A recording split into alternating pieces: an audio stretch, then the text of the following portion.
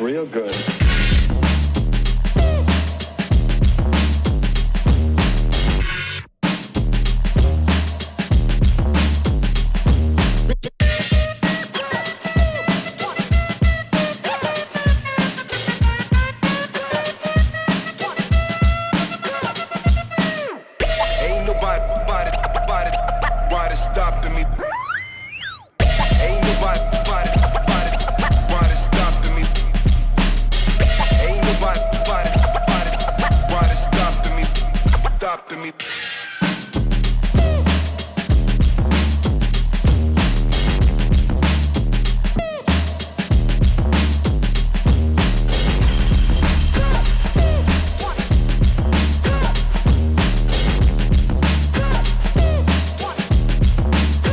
To get a hold of yourself.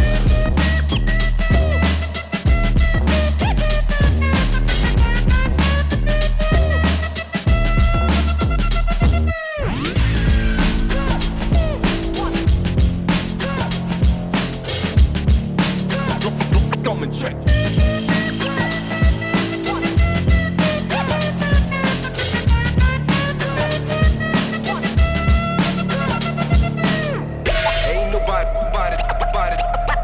Stopping me. Ain't nobody stopping me. Ain't nobody stopping me.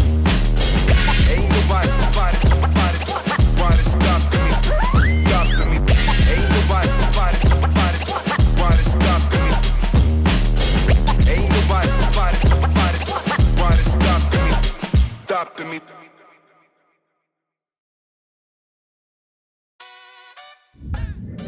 What's up, people? Welcome back to Game Told. This is JR the Cypher. I'm a consultant in the music business. So this video is one that I didn't really want to do, but I thought it would be necessary. So, when was it? About 2 days ago, I caught wind of an exhibition on black music, UK black music. I saw it, I stumbled across it by some vlogger on social media. I shared it with my business partner. I said, yo, we have to go to this, like 100%. I mean, this is something that we've contributed. Been in the music business for 20 years now. I thought to myself, this is something that I'd like to go and see.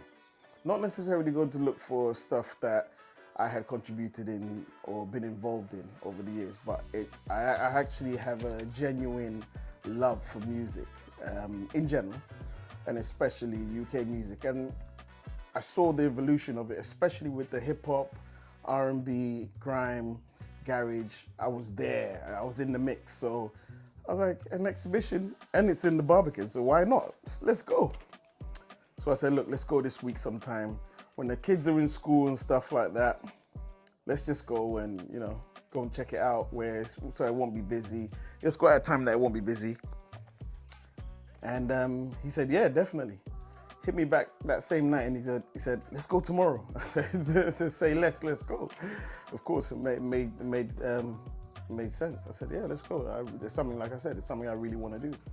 I mean, even when I'm having discussions and conversations, it's mostly about music. Arguments is always music, So I'm always talking or working or doing things that have to do with music. So anyway, the name of the show, by the way, is the Black Sound London, history of UK black music, put together by some amazing guys. I didn't really get a chance to look up what they've actually done in the past, but I do know of Lloyd Bradley. I do know about him because I know he's put out some books and stuff that I've come across over the years. Never met him or anything, but revered guy. I think he's in his 70s now. We turn up at the place, go and check it out. First of all, we get there. Obviously, it's the Barbican, iconic place. I'm thinking, gonna be seeing something amazing. So I turn up, we go inside. As soon as we come through the front door, check out the video, you see the first things we see. Come through the front door, and there's a bunch of pictures and some in black and white on the wall and stuff with a little bit of history in there. And I got excited because I have two things I love: music and history. And to the right of us are massive bass speakers that you see at a carnival that the Caribbean and Caribbean brothers and sisters use for dances and stuff like that. That's all. Anyway, you see in the video, check it out. So I'm excited now, and then we're going. So we check it out, and I even see a picture of Ghana's first president, and me being Ghanaian, I immediately gravitated towards it, and it was George Padmore, who was standing with him. And I know George Padmore spent some time in Ghana in the 60s. So that's how far back they were going, or maybe even further back. But I saw that, and I was like, this is perfect. I can't wait. So I head down, go down the stairs. We're in the library, and then we see some more stuff there. The poster of what the exhibition is. There's another wall, and it's just posters with some writing on there talking about with years on there. So say for instance 2000, this artist came out. 2003, that one came out. That one, this one did that, which was cool. So I walk, I go down the wall, check out the list of things there, and then turn this way, and there's a big flag, like a Rastafarian flag, with a table with a glass display there. So I go there, I look in it, nothing I really recognized or knew about, but took the time to read it anyway. Turned around, there was another table, which I thought was a great idea. And it had merchandise of things that some UK artists had done collaborations with. So say for instance, Skepta's Nike, he's put out 3 different type of Nike trainers. So that's like an endorsement deal he had with them, or collaboration he had with them. So they were displaying that. They displayed the t-shirt and the second shoe. Then right next to it, there was a McDonald's Big Mac case with Stormzy written on it. So for those of you who don't know, Stormzy has a McDonald's meal that they put out, I think last month or so. So this is, we're in March, so probably February 2025 or January, don't quote me, but it's recent anyway. So I look at that, there's not much else in there, and okay, cool. So I move on to the next one, and I see the vinyl of Sade. I see a few other things of Skepta here and there, just little things. And then round the corner, round the pillar, I go around there's something else as well, a little display. So within 10 minutes, it was done. This is an exhibition that I was looking forward to so much that I changed the meeting over from being on Zoom to attend in person. So just so I could kill 2 birds with 1 stone. But I turned up and I was so disappointed. It was really bad, really, really bad. Now, I don't want to drag them that much because I guess, these are revered guys, and, they've got good history behind them. You have to have some sort of pedigree to your name. If the Barbican are going to say, you come and do an exhibition over here. But to be honest with you, it screams lazy to me. Absolutely lazy. I mean, I've never been to a place, such an event, such a setup that has been done with so much poor execution. I was very, very disappointed. And like I said, I hate to drag this, but I'm going to tell the truth. And by all means, it's free anyway, guys. It's free. So you should definitely go over there and go and check it out. Definitely go there and go and check it out. Don't take my word for it. But it was really poorly done. It was very, very lazy. I mean, even the part where they did the endorsements and stuff like that. I mean, where was the creativity? Where was the thoughts behind these things? I mean, it was very poorly done. You literally just threw things in there, and especially the Stormzy burger. I mean, where's the rest of the Stormzy burger? I mean, where's the rest of the Stormzy McDonald's meal? You just threw the burger case in there and that was it. I mean, there's so many things you could have done. So many other things that I can remember happened. I remember Dizzy Rascal had a Air Max contribution. Amazingly done. It was cream and with hints of purple or brown and stuff like that. Amazing. I mean, where was that? I mean, if you're going to do an exhibition about British black music, show people stuff that they would never ever see or never understand. You know, stuff like even if it's just lanyards from people's tours backstage and stuff like that. I remember years ago, Tiny Temper, Tinchy Strider, Chipmunk, DJ Ironic, and some others. They went on a tour sponsored by the Sun newspaper. I can't remember the name of the tour, but that was iconic. That was groundbreaking. I mean, where are stuff from that? Where are posters? Where are the lanyards again? Where are the memorabilia that people bought? There's so many things that have happened, like so many iconic moments. I mean, there was no mention of the mobiles, by the way. I never saw anything mobiles to do with it. Whatever you think of the mobiles is the only thing that has represented us in this country for years. So something to do with the mobiles should have been there. None of that. No iconic performances. I remember Krypton Conan in their tour. They mimicked a London tube station, where the tube opens up and the artist comes out, smoke everywhere. All of that stuff. So solid. I mean, like, come on, the iconic performances coming from the sky at the Brits and stuff like that, shutting everything down. Like, where was it? And there was a bit of So Solid there. Yeah, I definitely did see that.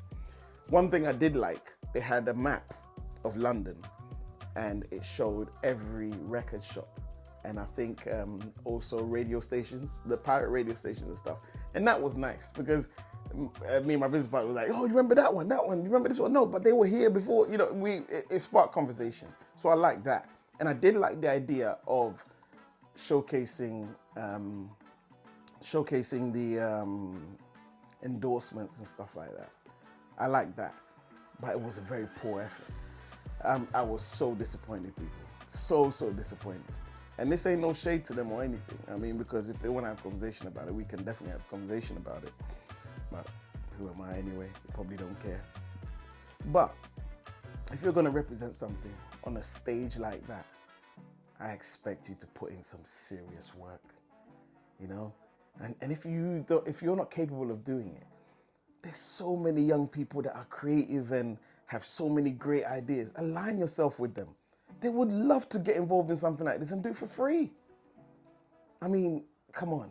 Whoever did that, whoever they had in the team was poor, absolutely poor. I really didn't want to be there anymore. I mean, first of all, it was very quick. Secondly, they didn't hit the nail on the head. You could have been very specific in with what you were talking about. Very specific, straight to the point, cool stuff. I mean, like stuff that will get your eyes like opening wide and nostalgic moments. And even if it's not a nostalgic moment for somebody who was around then at the time, then what about the kids? What about the younger generation who didn't know how things worked then? I mean, we're talking about most of the errors was in eras where mobile phones weren't even popular. So how did we get, communicate, and how did we popularize our do promotions and stuff for our campaigns and stuff? Nothing was touched. And I don't expect it to be, well, yeah, I do expect it to be actually, sorry. But what I mean is, if you don't know that stuff, you get people around you that do. Every time I get into a situation where I'm consulting or whatever, I understand that I'm now in my 40s. I'm not in tune with the world and the streets like that anymore because I couldn't keep up. I have to be out every night in the clubs and stuff like that. I'm not about that. So what do? I get someone younger that's hip, that knows what they're doing, free up some money and pay them and get the ball rolling. That's how you do it. You can't be involved yourself and yeah, it was very disappointing. It was very disappointing. I mean, I don't know who will go there and say it's a great thing.